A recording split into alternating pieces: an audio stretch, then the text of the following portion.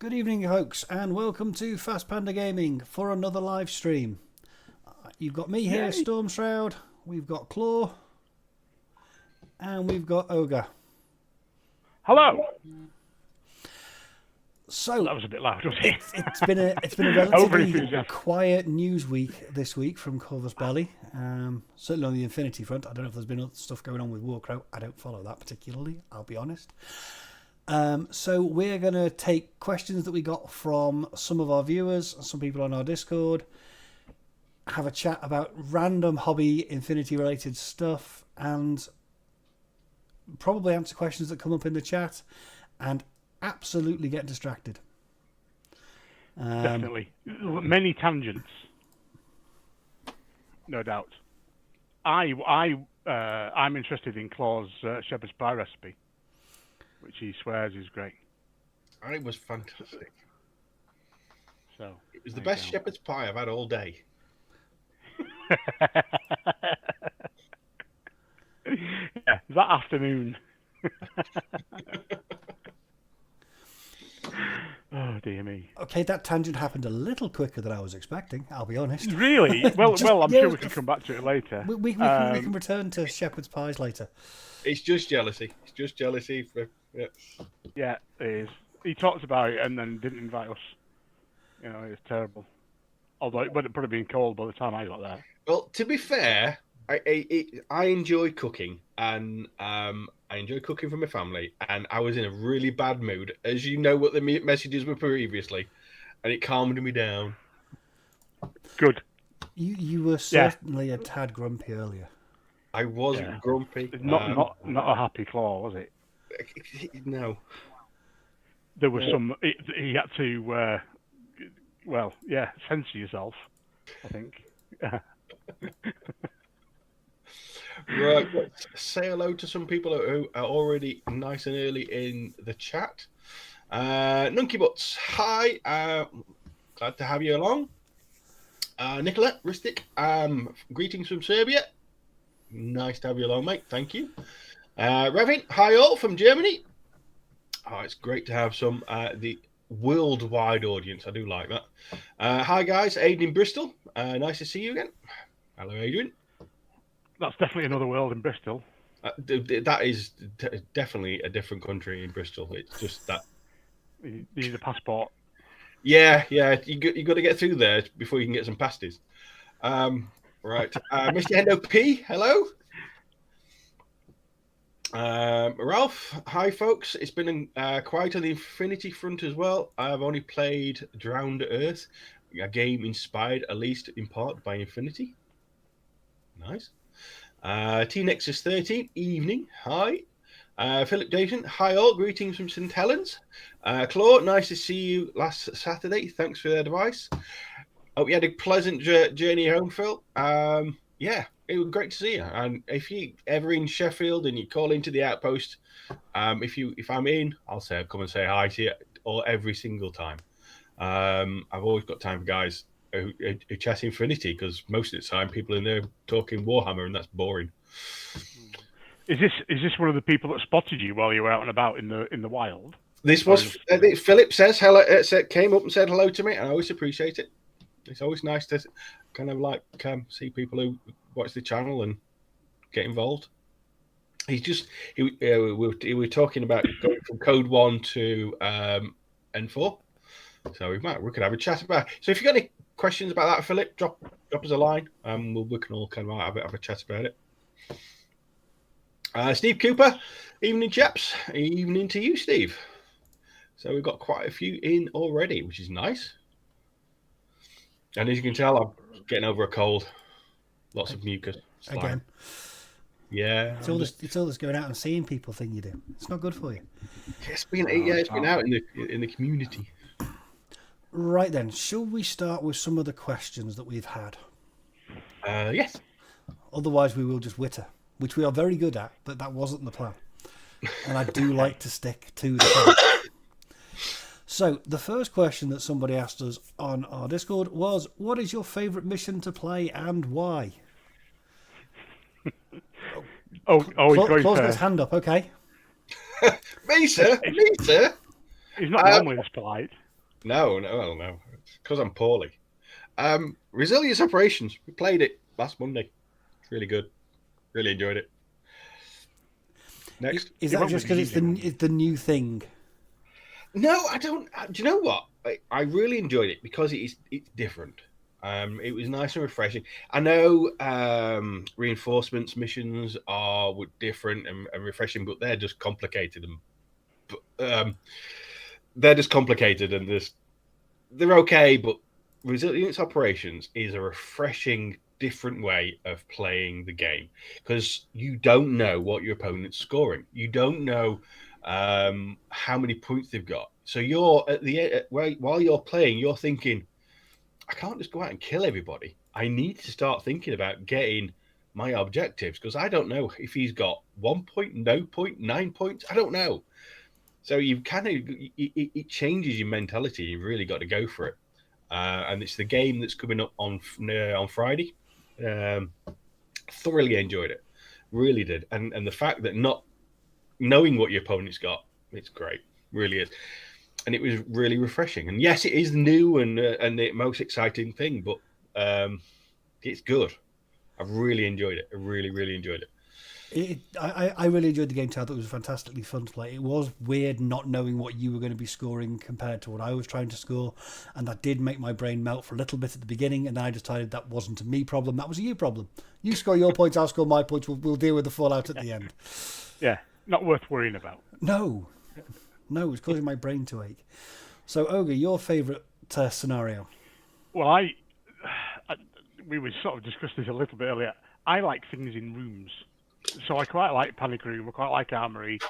I quite like the last launch thing that you saw me and Void play last Friday. They're a little bit everybody piles into the middle of the board. However, thinking back to games I've played over the years, the ones I've played with a room in the middle, an objective room, have been always ended amusingly, or with some kind of last, grasp at winning or losing or whatever. So I quite like those games, to be honest. Well, you and me differ greatly there because I can't stand Well, yeah. No. Is that because I like to bring heavy armor and stick heavy armor in there, and you really struggle to get me out? I think it partly is the style of lists that I like to play don't gel particularly with getting into a room and then absorbing a lot of damage. And I do quite badly out of them. But even when I take a list that's designed for it, I seem to end up getting into the room and then everything going wrong. So I'll put a tough unit in there and I'll then proceed to roll ones with it. I'm not saying I win many of these games, but they're always amusing. It's the amusement value, I think, more than the actual. I don't really think I've actually hardly won any. However, there's always something amusing happens to create the fun and excitement in there. Like trying to shoot an avatar as they're running. Or at the end, Billy's holding a 3-point model. He's actually holding the room at some point. I have been in that situation. So I don't know. They're just fun, and I don't know. Kind of, it's a group of missions, and I kind of thought, rather than just one specific one. So does this mean the next event you run, we're going to see Panic Room, Armory, and Last Launch as the 3 missions? I don't know, possibly. It's certainly an idea. Funnily enough, when you run, the thing is, to do it at a tournament is quite difficult because it kind of affects all the tables that you bring in. Yeah. And if you do all 3, it's just one room in middling. Well, it is, but it's kind of like, depending on how many tables you get, then you need 4, 5, 6, 7 panic rooms and stuff. So anyway, maybe I need to get a 3D printer and print some off. How about that? We'll get to 3D printing in a bit, I think. Anyway, my favourite mission, I would go with countermeasures. Because it's similar in some ways to the resilience operations in that it changes all the time, but it's been around for a while and it's just made use of the classified deck in a different way. You're both going for the same objectives, but they change. So there's that sort of bit of metagaming of which one do I remove? Do I remove the one that's hardest for me, or do I remove the one that's going to be easiest for my opponent? And you can be doing really well in that, and then the last turn, your opponent can flip over 3 new cards. It's like, oh, he can do all of those really easily, and there's nothing I can do to stop him. I think at least there's no red ones now. I did enjoy playing it with the double deck option. That was one of the fun things, because that added another level. Do I take away the green one that I can maybe do, or do I take away the red one that I could do, but it's going to be, it's easier for me to get to, but it's going to require harder rolls. That would have been my pick. I was a big fan of countermeasures. Fair enough. Okay, let's have a quick look in the chat. Nicola says, I would love to hear what the Infinity scene is in England. Is it a bunch of micro communities, or do you have a bigger localized community? Ooh. I'd say it's a bit of both. You've got a lot of local communities. So we've got quite a good community relatively near where I am in Sheffield. And that then plugs into a larger sort of northern community. There's a big community again down south. There's a group, quite a big group, I believe, they're down in Cardiff at Firestorm. And these groups all tend to merge and intermingle for the tournaments, because UK is not a huge place, so it's not too far to travel for tournaments when they're arranged all over the country. I need to go to more tournaments. That is on my list for next year to carve out more weekends to go to events. Is this an early New Year's resolution, guys? Well, I haven't cleared it with Mrs. Stormshroud yet, but I might just buy tickets to a load of events and then just tell her I'm busy those weekends when she asks me what's in the calendar. Yeah, it's okay. She won't watch this. Neither does mine.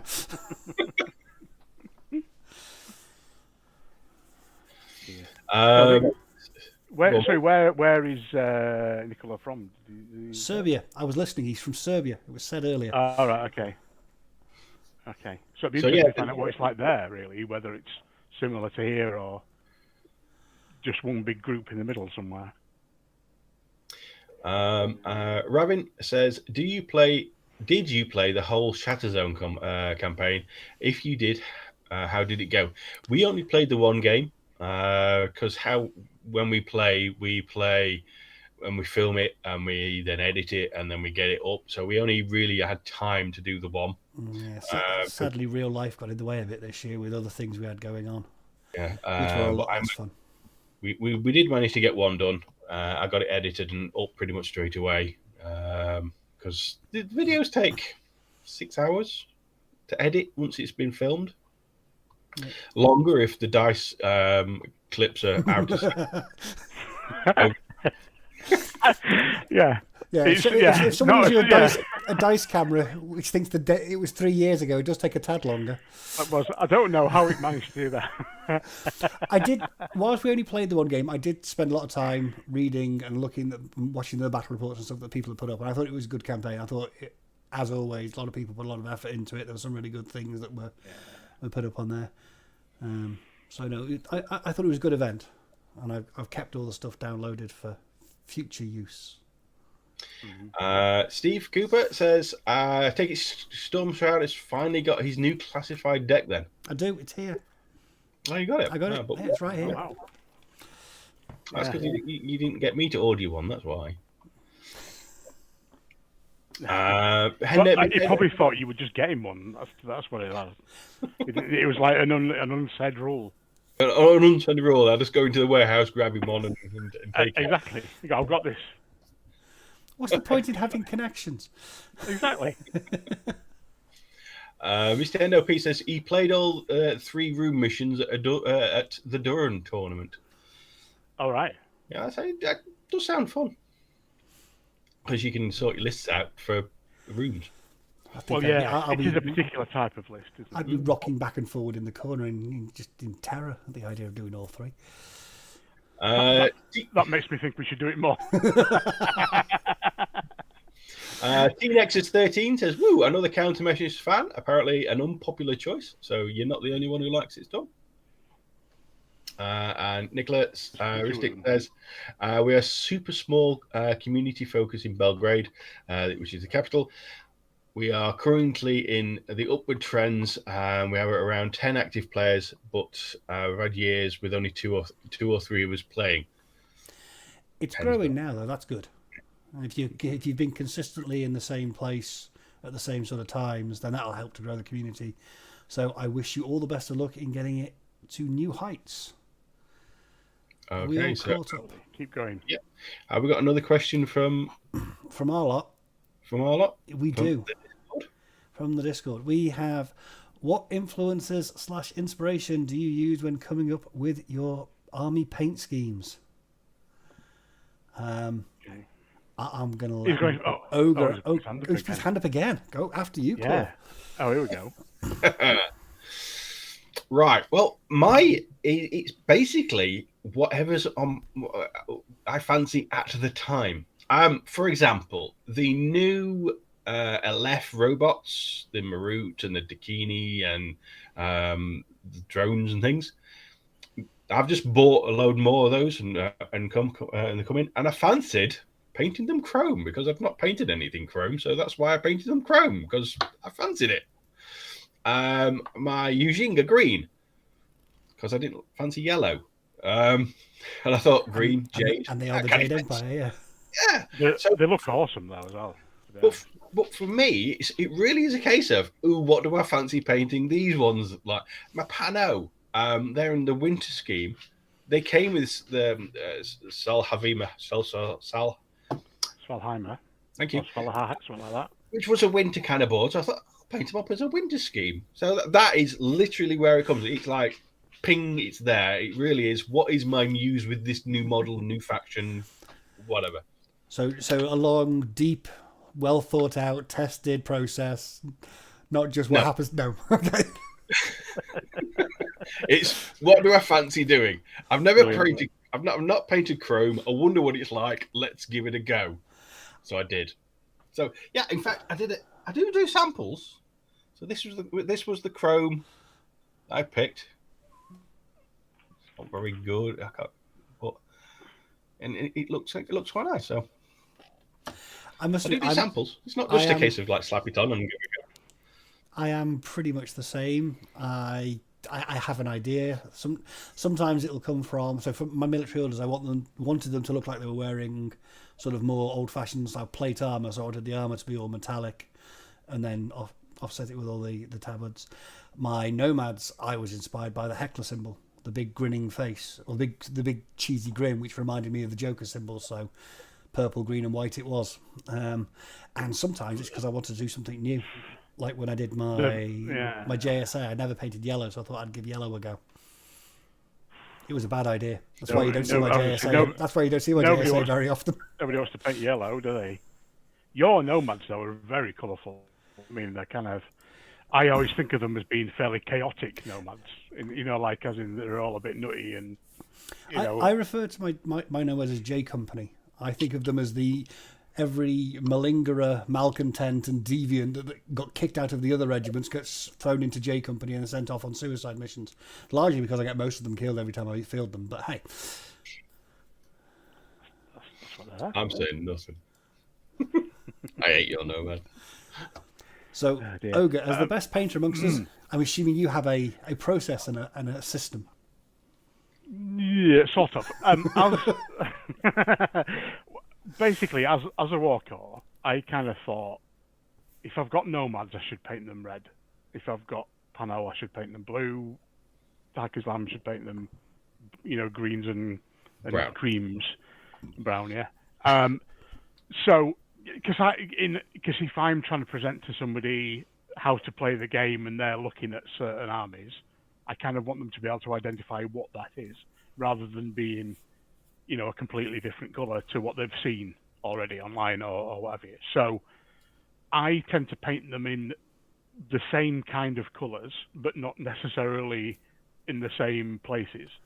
So the same notes in a different order. Exactly. So there'll be the armour plates will be, some will be black, some will, or blue or red or whatever, but it won't always be how they are. I try and do them always different to how they are, on the the scheme, the studio have painted, but you can kind of tell what they are. And it's usually I do one or two models and I just muck about with the colours a little bit and I go, right, well, all the arm pieces are all going to be green, all the knee pads are going to be green, all the jackets will be brown, with cream highlights and things like that. You know what I mean? It's kind of like, and then kind of work it out from there, really. And then sometimes I go online and see, and somebody's painted something, and I'll save it to my phone, and I'll go, right, I'll nick a bit of that for the next time. So it's kind of, yeah, it's not quite as random as you do, but there's kind of it's sort of within the theme of what people would understand to be that, that particular faction. I generally steer away from the official colour schemes because I know I'll never be able to paint it to look as good as that. So I figure I might as well just do my own thing. Have you seen the new Disney?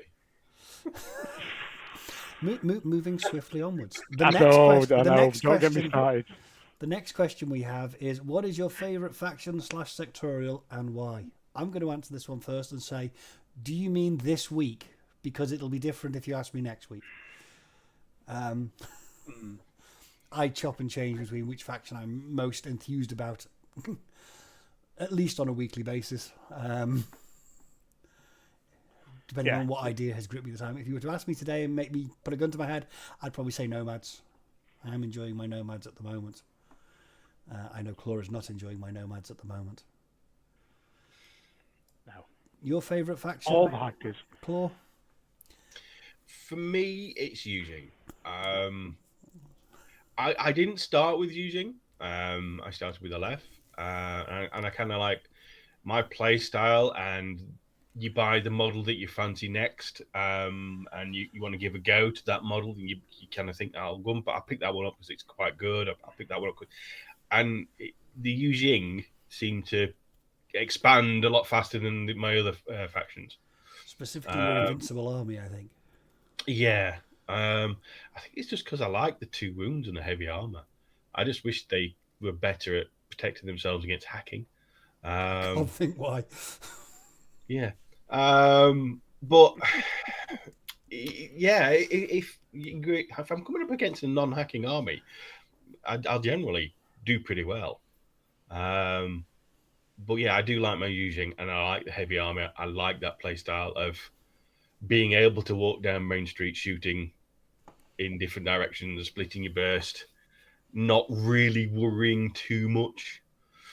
A couple of Moangs wandering around, you can't beat it. Oh, no. You can, you just need some hackers. Wow. Ogre? For me, it's probably Ariadna is my favourite of various descriptions. I think Cosmoflot opened up a lot of new ideas and things for me. The bear, exactly. But Margot and Duroc as well, obviously, which I've mentioned before, once or twice. Funnily enough, though, I kind of try and force myself not to play the Ariadna all the time. Otherwise, don't think I would play anything else. So I kind of force myself to play things that have got hackers or that can be hacked, or to kind of try and keep my mind in the entirety of all the rules. That's so I kind of wandered into Corregidor when they came out. We obviously did the Tale of Four Gamer thing where I did Assassins, or I realised I was doing Assassins halfway through, thinking I was doing Islam. And then I've obviously got my Morats, which I'm doing at the moment. So I've kind of got, there's probably 4 main ones that I do, but probably my favourite is Ariadna. And maybe that's because I don't have to worry about hacking. You hack with a APHMG or something, don't you? Or a big axe or a bear. That's it. That would hack with a big bear. So that's kind of, I think Ariadne are my favourite, but I try and force myself away from it. Fair enough. Right. Claude, I'm going to switch back to you because the next question is primarily aimed at you. 3D printing, is it worth it? And what would you recommend to get started? For Infinity, yes, it's more than worth it, especially the filament printers, because of the sheer amount of terrain that we get through. I've printed well, you've seen how much I've printed. Because of the terrain in Infinity, you need so much of it. It just helps so much. And yeah, the resin. I'm not probably not so much. I've not really felt a need to buy it because that's for figures and miniatures and things like that. But terrain, get a filament printer, definitely. And I started off with, I've still got the Ender 3, and it's been a little workhorse. You kind of like, you set it going, it's pretty much invincible. It's had its issues, but then my inner engineer just loves that kind of thing anyway to fix it. But yeah, you set it going, you press print. You want another one of these things, you press print again. You want another one, you press print again, and there you go. You got a little bit of terrain set. But yeah, I love mine. I love mine to bits. I've got loads and loads to do on it. I've got loads of plans of things I want to do with it. But yeah, love it. Definitely get one if you've got room. They're a little bit noisy, but other than that, you can spend a little bit more and get silent motherboards, that kind of stuff. But yeah, get one. Get one. Press print. They're really fun. Well, your sales pitch worked on me. I did pick one up. I'm hoping to get it set up this weekend. And if you need me, give me a shout. I will do, because I've got some mangrove trees I want to print. Okay. Okay. Just, I mean, where do you buy mangrove trees from? It's just like you press print and print. And you can slightly adjust the size so you get a big mango tree and a little mango tree. So the next three questions we have are all going to be fairly quick to go through because they're all from Copper. Hi, Adam, if you're there. Best army in Infinity and why is it combined army? Well, I think he's just answered the question about his favourite sectorial. But I'm sensing a bias. Mm-hmm. The second question is why is Pano a mistake? I'd love to know what he's got against the colour blue. I really would. And he also wants to know when Kenny's going to be brave enough to play him. To which Kenny response has been, anytime he's ready, old man. So that's those three questions dealt with. I've noticed a few things appearing in the chat. Do we want to go through those, Claude, before we get any further? Yeah, we can do. Ravin, German Championships took place this weekend, past weekend. Sadly, he didn't attend, but he heard it was great. Do you know what? I love the idea that there's European Championships. If I was a single man living on my own, I think it would be my holiday to go to some of these places to play in the championship, to go and play in a tournament in Germany or fly over to the States and do a one over there. And I'd love to do that. Get some foreign wooden spoons to join my collection. You know what I mean? It would be great to kind of go around the world playing Infinity if I had the money and the time and I hadn't got a family and all that kind of baggage. All right. Nukimut says painting. I go with box art and then pretend any mistakes are accidents and style. Stand out to be earnestly nodding a lot, stroking my beard and people looking skeptical. The box art, I've never really fancied going for box art. The Nomads I've done, they're yellow. They're red and kind of box art with grey. My Shazvasti are kind of box art, but they're not box art at all. When you look at the two and you think, nah, they're totally different. But yeah, I hats off to anybody who tries going for box art colours and that kind of stuff. Unless it's the stuff they do with Slap Chop at the moment.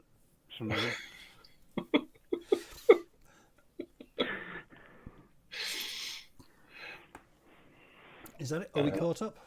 No. Nope. Nicola, Our comment: using with firewall -6 teams, hollow mask, hidden deployment, killer hackers are a great defense against hackers. Yeah, they are. I've got to admit.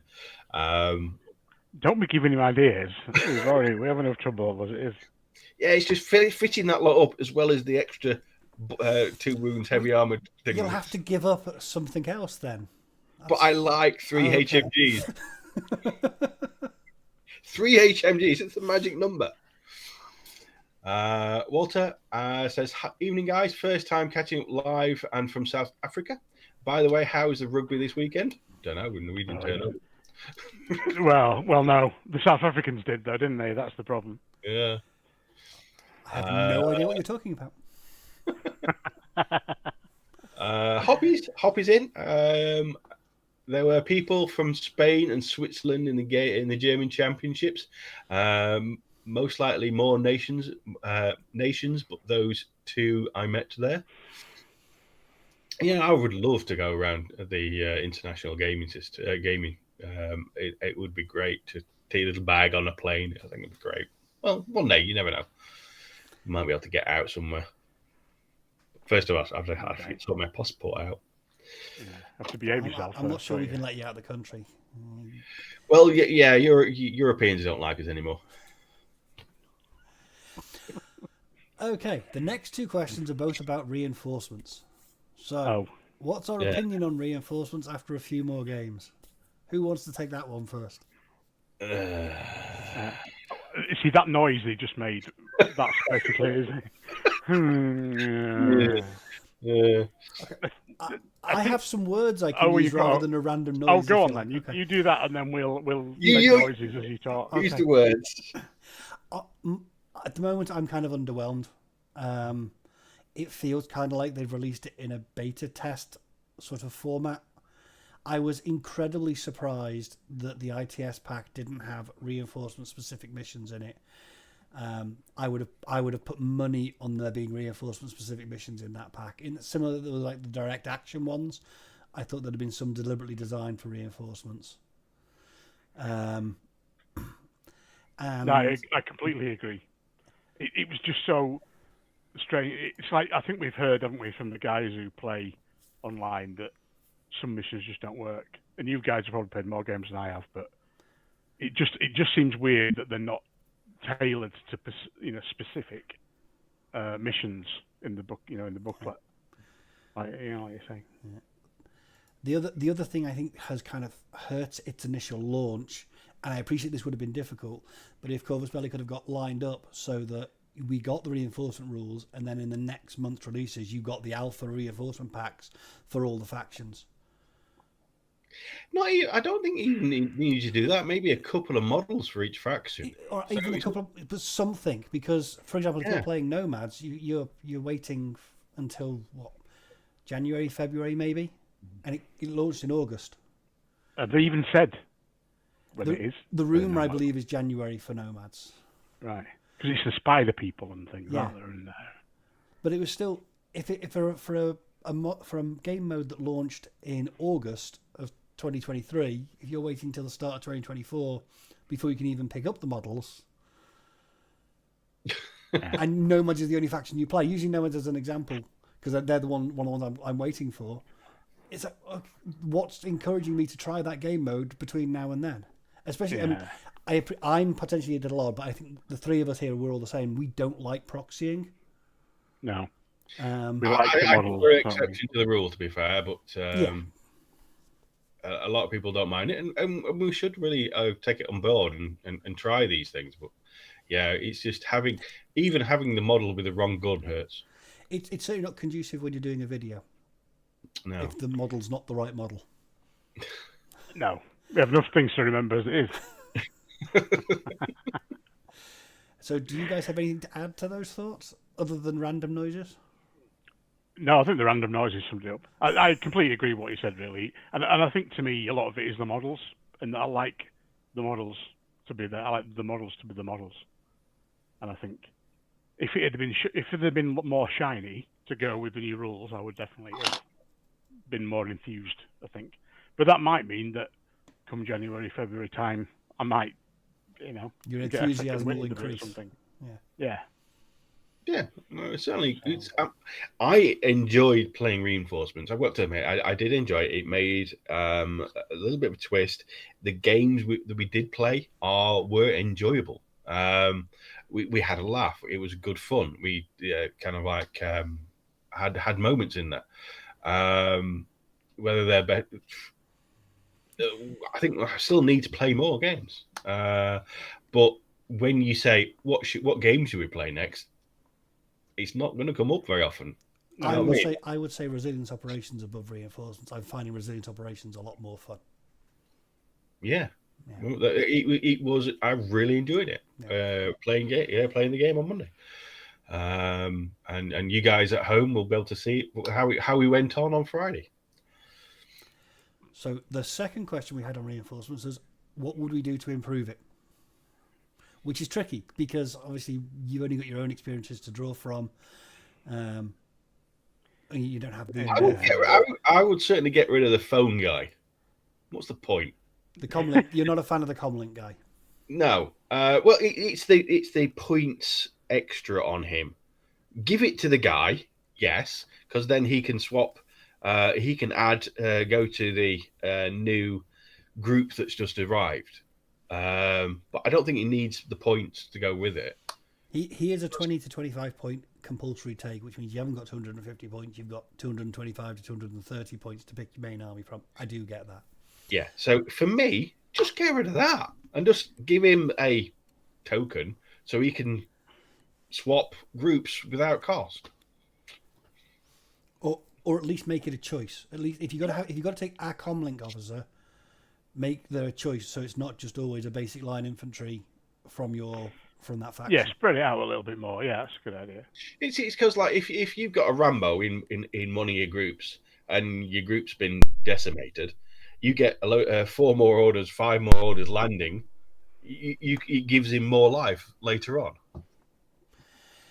The other suggestion I've seen, which I think would mitigate one of the biggest problems that I've seen people talking about with reinforcements, is when you deploy your reinforcements troops, they are subject to AROs as if they had just landed from combat jump. So you don't have to roll for them to land. You don't have to do any of that. But when you place them on the table in their deployment, they trigger AROs in the same way as if they had landed. Because that would, to some degree, mitigate what happens if your reinforcements turn up second and you bring them on in the third turn in a quadrant control type scenario where you can literally just go, you go there, you go there, you go there, you go there, I win, I don't have to spend any orders. Which I've seen a lot of people complain about. But if they're going to place models and then they have to take AROs, there's at least some risk there with just putting models in. Yeah. It doesn't get rid of it entirely, but it does mitigate it to some degree.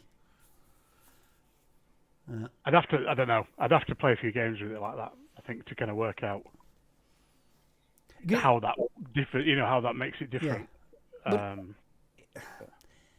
It's just, it does kind of, there's nothing else that just turns up on the table and isn't subject to AROs. Especially that far up the board. Yeah. So if you combat jumped on, or you've parachuted on, or you've been a camo marker, there's been some degree of risk. You can't just place it in the middle of the board in a scoring zone with no risk. So I kind of like that suggestion. But again, you'd have to play test it out to see how it actually works and whether it throws up other wrinkles. But I think it would be worth looking at. Okay. We have got some comments about reinforcements. So Steve Cooper says, do you think resilience operations missions would work with reinforcements rule? I know our local warthog in Sheffield, Gaz, has tried that and he said it was really good fun. Because you've got 8 HVTs, 7 objectives, 12 beacons, 1 million bleepers. Land something in the middle. Add extra. I think really that would depend on your tactics, your objectives for that mission. Because you might get secure this area, secure that area, score other, and like bonus. Yeah, they're all there. Hunker down, done. Or you've got to get into the other end and drop beepers and all that kind of stuff. Yeah, I'm not thinking about it. I'm not sure, because basically you can score. It would make a higher scoring game for sure, because you drop them where you want them to be for your objectives. But does that give away what you're trying to do? But again, But if if you're dropping deploying in them round three, then yeah. again, that same problem exists of your opponent can't do anything about them. Yeah. Is it the same problem though with whatever mission you pull? That can be a good or a bad thing in the same way as the missions in the ITS document itself. Yeah. Some of them fit well, some of them don't. It's kind of like the same problem, isn't it? Mm. In a way. But I guess the cards are random, and so it would be more random. So it might be a good thing, might not. Yeah. Trying the two together is something I want to try. I have seen that people have said it's good fun, so yeah. I guess we'll have to give it a go. That's the only way to know for sure. That's nuke it from orbit, sir. I was going to say. Okay. Nunkimut says, my little group and I are still trying to speed up the 200-point games. Taking on reinforcements as a mode seems like an even greater commitment to time. That seems way beyond us at the present. So they're on 200-point plus. Yeah, reinforcements is not a beginner-friendly type. If your group is still getting to grips with like 200-point games, then yeah, reinforcements is not aimed, I don't feel, at new players. It's definitely aimed at people who've been around for a while and looking to shake things up. But the good news is you're not missing out on a great deal if you're not playing with reinforcements at the moment, as far as we're concerned.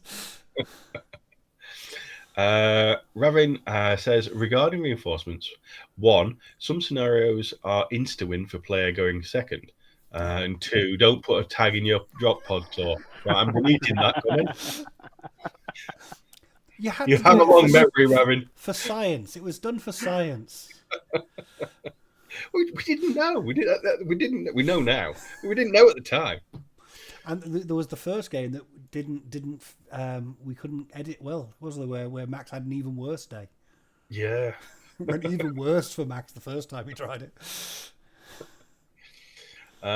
Steve says, I agree. Comlink guy is somewhat pointless in its current format. However, I think I've seen Connie state elsewhere that CB intends reinforcement to be an option to play against a regular 300-point army.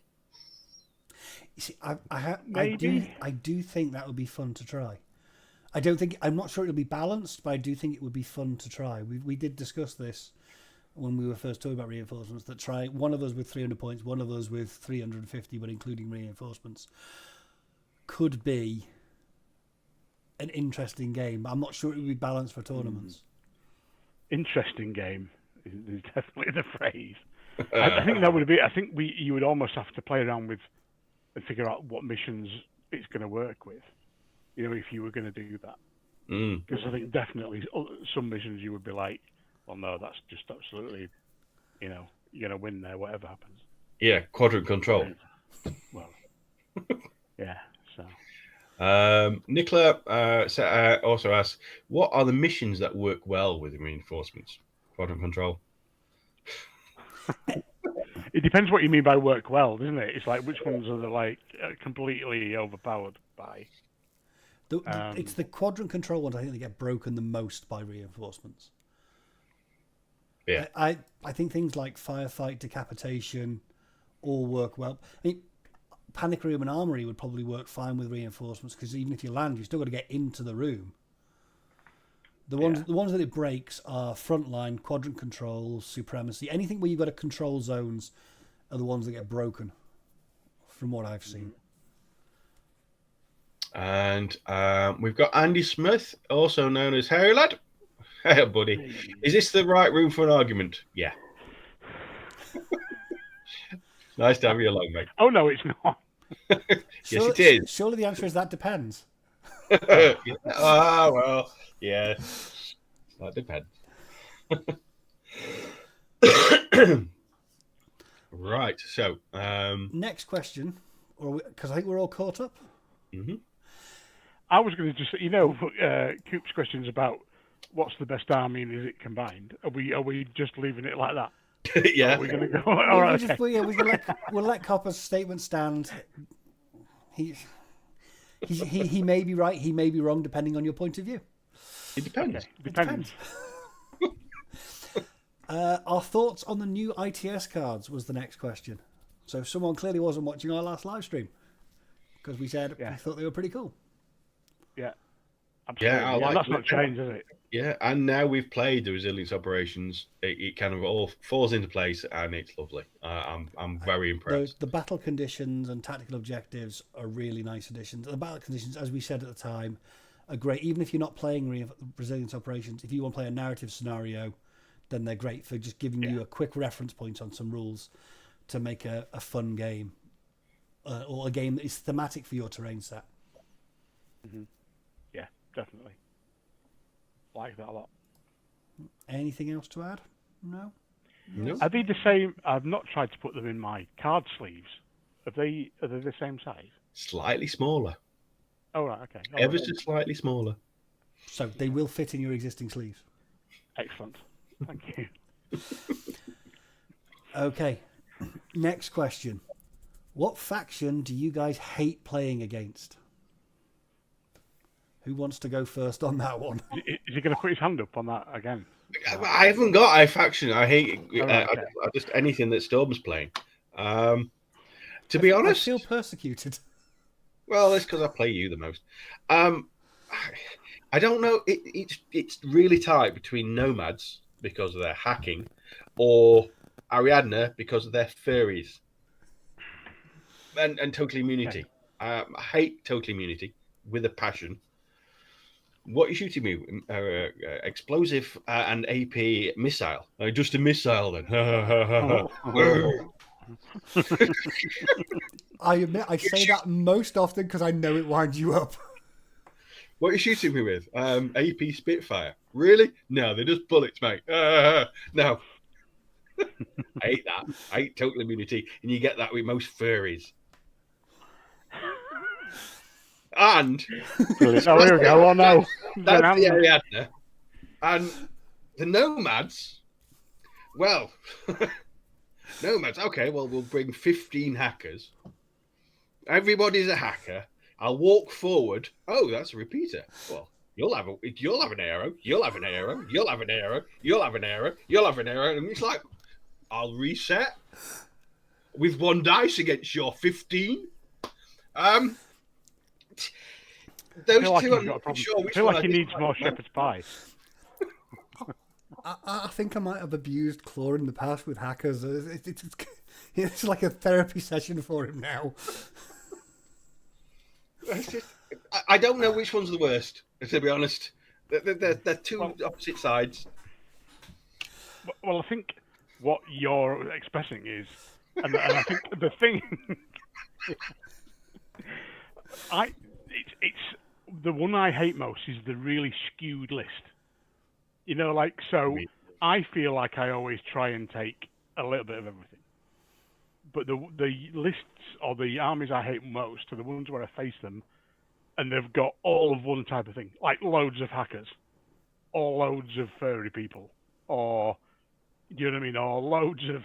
How many bears can I fit in this list? Exactly. Or how many tags loads can of I heavy have? Infantry.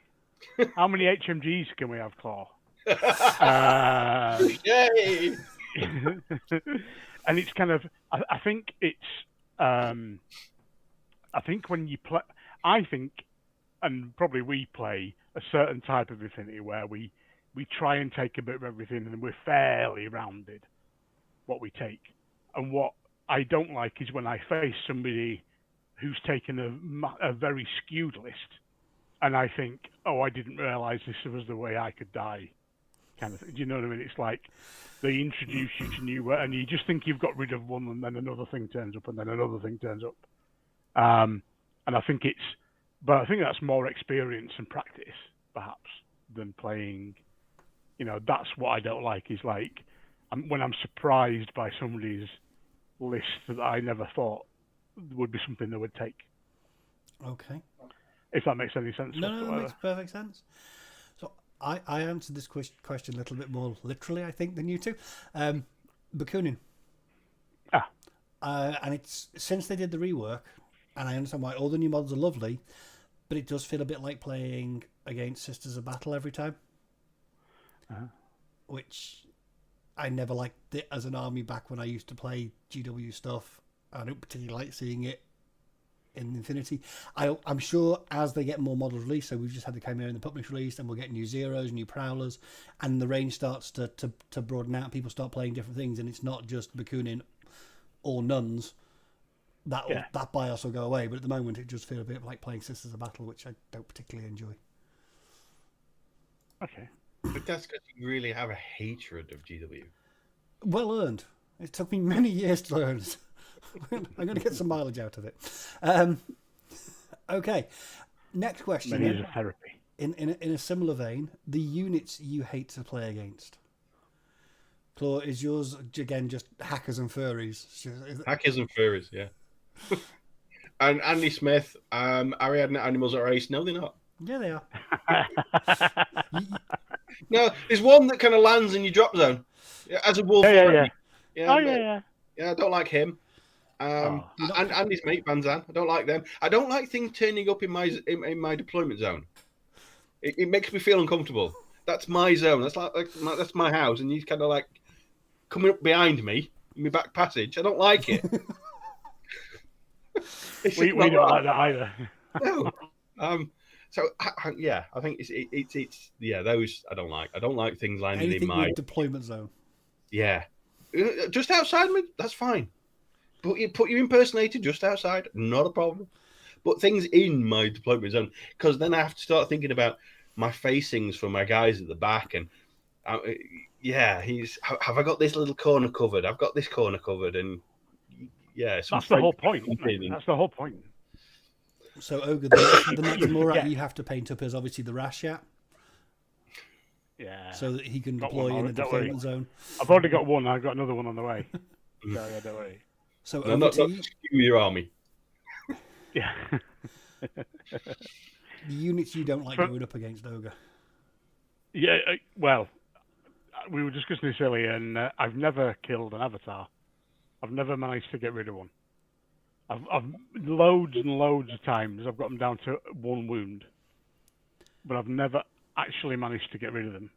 So I think it's the only thing really I've had problem with. Tags I could have taken out at various times, and the bears and werewolves and heavy infantry and various other bits and pieces. But the avatar I just can't. I don't know. You can't get him off the board. I just can't get him off the board. So what I have to do, as like last Friday, is I have to wait for my opponent to take them off the board and launch them into space. So yeah, I just can't get. I don't know. I don't know what it is. I feel like I've got the stuff I need to do it. Things just bounce off them. It just never works out the way you need it to. Yeah, exactly. Okay. I mean, I've played U-Storm and not managed to do anything with it, and I've played Void a few times and not managed to do anything either. So your kryptonite is an avatar. Let me make a note of that for next time. Oh, darn it. I thought of a few for this for me. Atalanta, I really dislike going up here because she's such a pain. She's hitting you on 18s, and it doesn't matter what you do, she's hitting you on 18s. Unless you can surprise attack her or maybe get down some white noise or something, she's hitting you on. She's a pain. And she spots everybody, and she can be in hidden deployment as well, so you don't even know she's there. And in a similar vein, the Noctifer missile launcher, because even if your opponent hasn't got one, you have to assume that there's a Noctifer missile launcher somewhere on a rooftop looking at you. Yes, you do, don't you, Claw? Especially when you pretend that there's one. Where you go? All the time. Yeah. Oh, let me look. Oh, what about over there? Oh, no, maybe not. Wow. And the other thing I struggle against is heavy infantry, or used to struggle against. It's become less of an issue recently with me playing more and more Nomad Hackers. Heavy infantry pain trains. And this ties into my dislike of armory and panic room missions.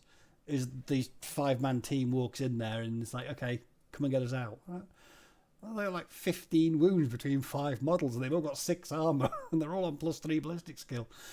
No, they can have the room. I didn't want it anyway. Yeah, you keep it. Oh, Okay, next question. Oh, hang on, I should have made a note of that as well. Yeah, go for it. That's my kryptonite. Overused units. Now, I assume this is units that we overuse. I included our lists far too often. Probably, if I'm thinking about my nomads I've been playing recently, Hecklers, Interventors go in almost every list for me straight at the start. I probably should, remove my dependence on them. Yeah. Claw? Probably. It's tricky because there's a difference between overused and just really useful. It's useful and like auto includes. So if I'm running a left, I'm going to put and I'm playing U-Storm. Atalanta's going to be in there because it really upsets you. It does. Messes with my calm. Yeah. And if I'm playing Yu Jing, and if I'm going to have that Invincible's pain train walking around. And a Dao Ying lieutenant. Because these, I don't think they're overused. It's just they are an obvious choice. She's reasonably cheap. She's low 20 points. You get an extra lieutenant's order. You've got a couple of Moangs that can use the NCO. So away you go. Yeah. Easy. But the problem is, because you play me a lot, Storm, you know what I'm going to be bringing. We'll have a discussion. Yeah. What game should we play? Oh, we'll play this. What faction are you bringing? I'll bring a Yu Jing. So you'll then go, he's going to bring this, and this. And so I'll take this, and this, and I'll win. There is a lot to be. We do play each other a lot, so we do know what each other likes to bring. We know each other's tendencies. Hiding the lieutenant against each other is generally tricky. Yeah. Pointless. This is my lieutenant. I'm going to stand them there. What? Yeah, the guy hidden over here. Yeah, that's my lieutenant. You know it. Everybody knows what's going on. You've got an interventor on that rooftop, have you? Yeah. But hit prone. Oh, okay. Crazy stuff. For me, McMurrow is my. If I can take him, I'll take him. Basically, but he does have a reputation. He is very useful. He is, but I find him. It's as useful for me for my mind, for my brain. Well, so I kind of go. He runs forwards and just stands there for a minute while I try and work out what I'm going to do with everybody else. Well, we've discussed this before. Impetuous orders are great for kick-starting your turn. If nothing else, they just make you... Exactly. And I think, that's very much... I like somebody who's impetuous. That's my crutch. That's the thing I use all the time to get me started. Because if I don't, I do go, oh, hang on, what am I going to do first now? What's going on? So I think that is an impetuous model is useful, and I would take. So the other side of that question is underused units, and we'll go in reverse order. Ogre, what units do you not use enough of, or use often enough? Like sort of 30 to 35 point models that have got like probably medium infantry with loads and loads of different skills. Loads of skills, but only one wound. That don't really seem to do anything. I never take them. I can't get my brain around it. If I'm spending 30 odd points, it has to be very obvious how I'm going to use it, or it's all has got 2 wounds, or no wound in cap or something. But I don't like things that are 30 plus points with only 1 wound. I don't take them at all. Okay. That's my thing. Claw's looking he's like he's thinking. I can hear his mind working from here. I'm getting a headache. For me, it's probably cheerleaders. Those low point units that add orders to your pool. I don't take very many of those because to get my list to a 15-man list where 5 are going to be active and the other 10 are going to be kicking around. Perhaps that's a problem that I really ought to kind of address, because it's one of those things where I always run out of orders. So I really should start bringing some low point orders just so I can have some orders. So I think that's for me. It's the cheerleaders. My inner anarchist sort of rebels. So if the unit's really good and you should take it, for example, Moran Masai or Kang Shi, I go, I'm not going to use it then. Everyone else says it's really good. No, I'm going to see if I can get this faction to work without using that thing. I don't know why, but that's just the way my brain is wired. Yeah, you feel like you can do it without, don't you? But basically, yeah, I get that. I feel a bit like that sometimes, and then I put Morans back in. Yeah, I'd probably make my life a lot easier if I did put these units in, but why do things the easy way when I can do them the hard way? But in a way, that's why we play different. I think we play different between us, because we try not to do the obvious all the time. And then we realise we should have probably done that anyway. Yeah, perhaps what everybody's saying is right after all. Yeah, but at the same time, if you've learnt to get an army almost working without this key piece, then I think you've got other tools you can then fall back on. You haven't got this crutch that you've been relying on since the start. Mm-hmm. That's what I'm going to use as my internal logic to justify my stubbornness. You carry on with that. I can be delusional. It's fine. It's only self-delusion. So, last 2 questions. Favourite faction based on the lore, and least favourite faction based purely on the lore. I know my answers. Wow. Oh, go, Claw. For me, my favourite action based on the lore is Ariadne. I like the idea that they've been lost in space. And they've set up their own little civilization, and they've got their own little government, and got a nice little planet, and it's all lovely. And they've really got kind of chip on their shoulder. You've got big chips on the shoulder, and they've got a bit of a rabies problem. I kind of like that. I like the idea of Ariadne, where they've been abandoned by humanity, but then they've been hardy and they've got on with it, and they've got stuck in, and they've made the world their own world, and everybody else has come along and say, oh, that's a nice planet, I'll have a bit, and they go, no. I like that. I love the Ariadne lore, and all that kind of hardship and that kind of thing. I don't play them, but I do love that lore, that idea. Even the rabies problem I kind of like. I'm on board with. So that's my favourite. Are we all doing favourites and then we can do that? Okay. Do you know your answer, Ogre? Or? Super. Well, for the next 5 minutes, my answer is going to be Nomads.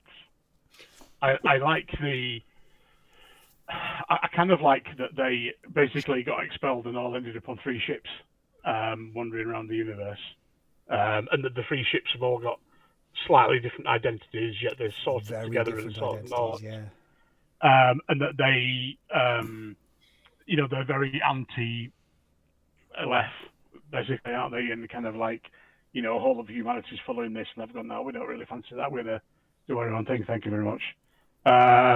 I don't want an iPhone. I want an Android. Yeah, well, exactly. But it sort of reminds me of Battlestar Galactica a little bit, and humanity's have kind of wandered off into space on big spacecraft and so on. I sort of see, I kind of imagine them being like, like the big ships and lots of little flotilla kind of alongside and things. And I just kind of like that.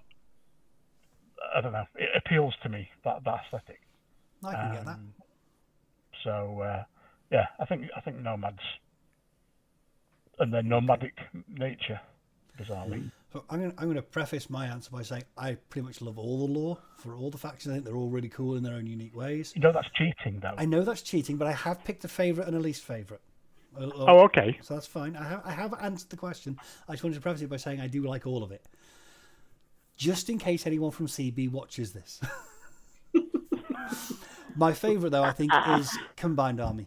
I love the logic behind the Evolved Intelligence, that it's basically gone, I need to ascend, I don't know how to do it, but I know ascension is possible, therefore, logically, if I capture everybody in the galaxy, one of them can tell me the answer.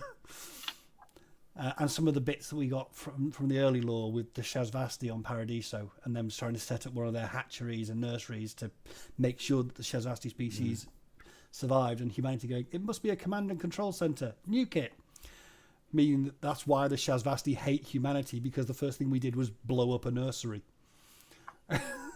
Fair enough. The little bits of lore like that, I think, just really help to emphasize the fact that they are alien and different, and they don't think like humanity does. So that would be my favourite faction lore-wise.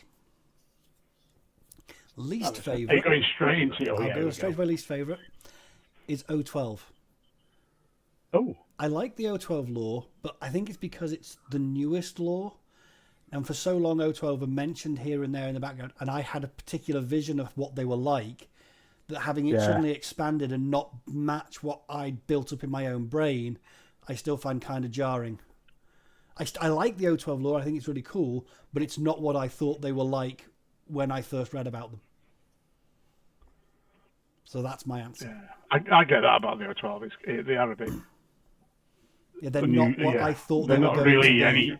I feel like they're not really anything, are they? They're a little bit here, a little bit there. I just have a... I don't like Eugene. I don't know what it is. I can't even tell you what it is. There's just something about it. I just don't like them. And I can't, do you know what I mean? I can't even look at the models very much. I definitely don't want to collect them. There's just something about them I don't like. And I can't even, whether it's the law or whatever it is, it's just there. And I just don't know what it is. I just have a thing. That's fine. You don't have to like them all. It's good for your wallet if you don't. Well, that's true. Claw, your least favourite. You know what? I like you said, I've got no least favourite children, apart from that one. So I probably would have to go. I probably would have to go for Combined Army. Okay. Oh, right. I'm not a fan of the Combined Army. I like the idea that when they were thinking about the role playing game back in the day, and they needed an enemy, and let's have an alien race. The Combined Army aren't the bad guys. I'd just like to point that out here. The Toha are the bad guys. I've been saying it for years, and the latest book proved me right. Well, the Toha don't exist anymore. No, it's the Combined Army. For me, it's just a generic alien race with different bits in it. I don't think it's that generic, is it? Well, yeah, they've got Klingons, they've got the Romulans, and they've got kind of like predators in there. Basically, they've got, popular culture. Well, I have one of you, and one of you, and there we go, Combined Army. Okay. You push me. Yeah. No, that's if we fine. push you for a decision, you give us a decision. We can't complain at your decision. But even if you disagree with it, I do like them all. I like all the ideas, but Combined Army is probably the weakest. Fair enough. I do like them all. Right then, shall we catch up with chat? Yep. Back to Nuns with Guns, named after an anti-religious socialist, is kind of ironic, though. I always thought that. I'll grant you that. It is definitely Nuns with Guns. Hang on, weren't bacooning her. Andy Smith saying it never came up my back package. It's a rumor. It is only a rumor. He's not sat Let's comfortably since. just move on quickly. Next question. Next statement question to you. Keep going. Before Owen grabs hold of it. Yeah. Looking at the possible fun JSA lists, trying to fit a Daioki into every list because the model is cool. Also, how many bikes is too many? How many bikes can you fit in a list? I bet that'd be cool. A lot.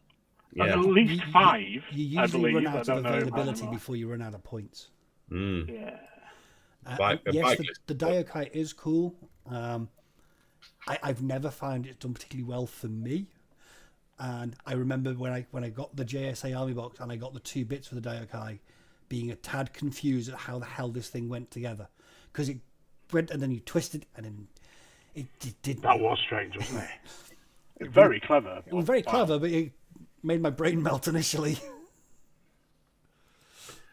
Steve Cooper says Voltalock missile launcher and a pure 5-man rocket link is the worst. Yeah, that wouldn't be fun. It wouldn't be fun, but if you've got the terrain and you can get close to him, then linked missile launchers are generally not fun, though. no. Nunkimut says, love the tension between the chaos of the Nomads and the Order of Aleph. I would love to read some decent novels based on these factions. I'm hopeful they're going to do more novels. I mean, they've done this. The 3rd graphic novel came out this month. I have it here. I haven't had a chance to read it yet, but I do have it here. Oh. Is that something that Claw... No, Claude didn't acquire this for me. No. He doesn't order through where I work at all. I have concerns about their hiring policy. Some of their staff decisions seem a bit dodgy to me. They've done 3 graphic novels. They have done 1 proper novel. They did the Military Orders one with Kyle Hawkins, which I read. It's not brilliant. It's not the best book. It's not the best book you'll have ever read. It's not going to win any literary masterpieces, but it's not the worst thing I've ever read either. It does exactly what you think it's going to do. So if you haven't read it, I do think it's worth your time to read. So hopefully it's done well enough that they're going to do some more, because the more literature and stuff there is out there, the more access there is to the background, the more routes into the game, can only be a good thing. I should probably try and find that somewhere. I've not... I can lend it to you next time you're over, mate. Really? That's very nice. Assuming I can read, I hope there's lots of short words. There's a few. And Adam, a couple of weeks says, evening everyone, watching but behind. Glad to see my very serious question make the stream. You asked, we answered. Very serious. There you go. Although we just we mentioned that there was a question. I think it's basically as far. Yeah, we did have a question off Facebook, didn't we, Storm? We did have a question off Facebook as well, which boiled down to how do you get more players into the game? I think would be a neat summation of it. They seem to think that there were 2 barriers to entry, one being unassembled, unpainted minis, and highly complex rules. Those being the 2 issues. Now, I think if you're trying to get a group going or a meta going in your local game store, one of the key factors is reliability. So if you want to grow a group, you need to know that you're going to be there at the same time every week. And you've got to make that commitment so that people know where they're going to find you. It's no use being there sort of one Saturday and then not there for another 5 weeks. I know it, and I know it's hard. Real life is a pain. It gets in the way of us all having fun. But if you're trying to grow a meta, then people need to know they can find you at that place on that day at around that time, so they can come up and ask for a game or ask for a demo or blah, blah, blah, blah. So I think that if you're trying to grow a local game, I think that is one of the key factors that you need to concentrate on. I think Infinity is priced well compared to other games out there. It's definitely not the most expensive game out there. It's probably not the cheapest either, but I don't think it's... The rules seem complex at first, but when you break them down and people start people slowly, I think it's not too difficult to get into. Once you get the core mechanic down, I think the rest of the game works Totally. off that really well. I think, I mean, when I've shown people, it's move, use an order, move, shoot. And if you can get that in your head, then I think you're away. And then you can kind of figure the rest out yourself. Don't blind new players with everything. So you're not going to expose them to, in their very first game, to hacking and some of the weirder stuff that's out there. Start them off with deliberately an introductory type units in games. I think I was reading something earlier. I don't know if it was on our own Facebook about somebody was doing a beginner game tonight, and they'd kind of using impersonation and all sorts of like weird and weird and wonderful rules and things. It was the first game they were ever going to play. And they would get like all regular orders all over the place, and I'm like, wow, you need to like completely strip this back. Wait for at least game 3 or 4 before you bring most of that stuff in. But game 3 or 4 can be on the same night. If you use just basic stuff and about 150 points, you can get through games fairly quickly.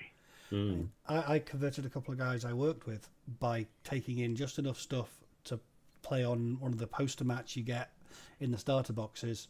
So 4 to 5 models aside. I have no idea what the points values were.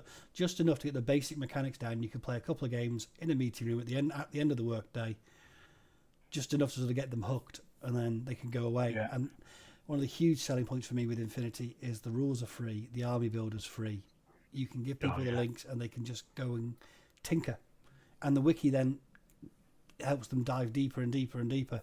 And for me, I don't think the models or the rules are particularly barriers to entry. I think it's finding the players, because it's not the biggest of games. So if you want to grow a community as a start, be in the same place at the same time, and in the Field of Dreams style, build it and they will come. Exactly. I mean, but it's never going to be 40k or whatever it is, or X-wing or whatever. But it's kind of the thinking man's game, I think. And I think I've just seen a comment pop up from E. Hamilton. So they get a lot of positive feedback on the training tables at the local club. People want to get involved in pretty games. I agree entirely. If you've got a bunch of games at a game store and there's an Infinity table, it almost always will stand out, because Infinity tables look better, because people are playing in and around and with the train. They're not just having to sort of move around it as it's an obstacle on the board. They're climbing up buildings, they're going in and out of doors, they're doing stuff, they're interacting with the board, and it looks more fun. Yeah, it sounds more fun as well. I was found people commented on this.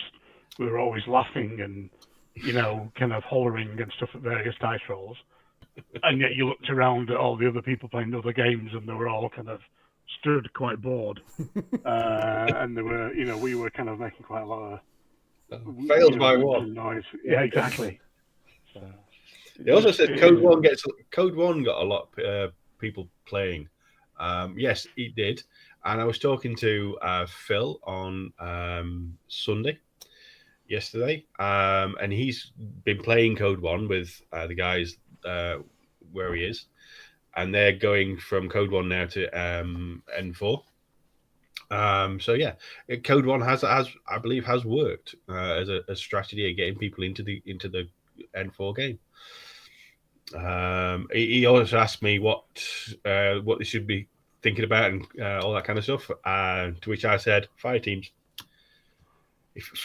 When you migrate from Code 1 to N4, fire teams is where you want to be thinking. It's certainly going to be one of the biggest changes. You won't have faced fire teams at all in Code 1, and they are going to be a shock to the system. Also, my problem was no impetuous, no smoke, no gut rolls. Gut rolls is another one. Yeah, it's going to be very easy to forget gut rolls when you switch over. So there were a few. I must admit, from my point of view, teaching people, Code 1 wasn't great. I kind of did a halfway between Code 1 and N4. It's kind of the way to go, in my eyes. Code 4. You miss too much there's a little bit too much missing. Going backwards is difficult for us who've been playing Yeah. it before. Going backwards is really difficult, but people who've never played it coming into Code One, I think it's great. Yeah, I remember when we played that beginner, the black, whatever it was, Blackwind. starter set. Thank you. And me and Storm had a big. Oh, I want to do this. I was like, oh no, that role doesn't appear in this version. Want to do a coordinated order? You can't. I'll do this instead. Yeah, you get used to having this tool set, and it's suddenly been taken away from you. It's quite jarring. Exactly. I'm going to dodge change face. No, you can't do that. Oh. So yeah, quite interesting. I see Mr. Hamilton has made, or Mrs. Hamilton has made a very good point about list building being complicated for new starters. Yes, it can. I understand that there are a lot of options in there. You don't necessarily know what they all mean. The fact that the army builder is free is really good for that, though, because you can just experiment. I would recommend, if you're starting to get people into the game, help them with lists to begin with, with the models they've got, and then let them build from there on their own. And I think, as we've discussed before, sectorials are actually in some ways easier for new players than vanilla factions because they have a smaller range of units to pick from, and they can focus their list building around building that fire team. And then and Code Ones are the box sets are based around a faction. They are. They are. They're good. Yeah. Right. In fact, to me, that was the best thing about Code One is the kind of the boxes and then the expansions. That was actually one of the best things about the whole thing, more than the rules. Yeah, sectorial straight away. Okay, so that was the ramble. How about some news? We have news. We do have news. They might not have noticed, but we've got a little join button now because we are now monetized. Have we? Yeah. Haven't you know? Wow. Yeah, look down at. I have not. Well, not. Where is it? Next to, if you scroll down, you'll see next to Fast Panda, there's join, so you can now become a member. Because we've monetized, and eventually we'll be millionaires. No, we won't. No, we won't. We have. Yeah. We are still intending to keep adverts to a minimum on all our videos. None, if we can possibly help it. The entire purpose behind the join button in the membership is to get to gatekeep access to our Discord. So if you join as a member of the channel, you should automatically get an invite to our Discord, assuming you've done all the linking of Discord and your YouTube and all that palaver in the background. And then you can join us for our general ramblings on a day-to-day basis, where we talk rubbish regularly. Yes, there's a few legends and warcores and things in there already. People who we've had on the channel, we invited them to a Discord before, and a couple of legends that are just kicking around. So there is already a community in there, but we want to expand it. We want to make it bigger. We want more people to be chatting and getting together and all that kind of stuff, and having that community. And that's what, for me, it's all about. Any monies that we do get, the 75p a month or whatever it is, what we're going to do is we're going to put it all together. And if we have enough, we're going to go, okay, we'll have a raffle for the members. And you get a box set of whatever you want, and we'll buy it and send it off. Or we'll do a competition. We'll do a painting competition or something like that. But any monies we get, we'll be raffling it off. It will be going back to the community in one way or another. So you're not spending it on a 3D printer? No. Bought one already. But yes, we now have a membership. We are now monetized. We are going forward. I'm hoping now it's monetized. The YouTube algorithms will get us out to more people. Anything's possible. Anything's possible. I think should be getting more views and things like that because YouTube wants us to be viewed. Nice, isn't it? So that's the big news, and that's what I was getting annoyed about this afternoon because I couldn't get it to work. No, but you had to turn it off and on again, and then it was a bit better, was it? I had to go. I had to go and make shepherd's pie and then come back again. Right then, we have talked for nearly an hour and a half. I think we have taken up enough of everybody's evenings. Don't forget to click on the like for the algorithms and all that stuff. Yeah, click on the like, do the things, do the stuff. Hopefully you guys have enjoyed spending some of your evening with us. If you've been painting along, I hope you've got lots of things finished and progress on other things. And any final words, Claw and Ogre? I was just going to say we'll see you in the Discord tomorrow, probably. Hopefully it'll work and we'll see somebody. Yeah, somebody might do. You never know. But what we'll do is we'll pop up a little intro video at some point as well, just in case people have missed it. My last words: Happy Halloween for tomorrow. Oh yeah. Okay. All right. Hadn't even dawned on me it was Halloween tomorrow. That's because you turn off the lights and pretend you're not in. He dresses as a witch all year round. Is that what you're saying? Okay. I think I was insulted twice, but we'll let it go. Thank you very much for watching, guys, and take care.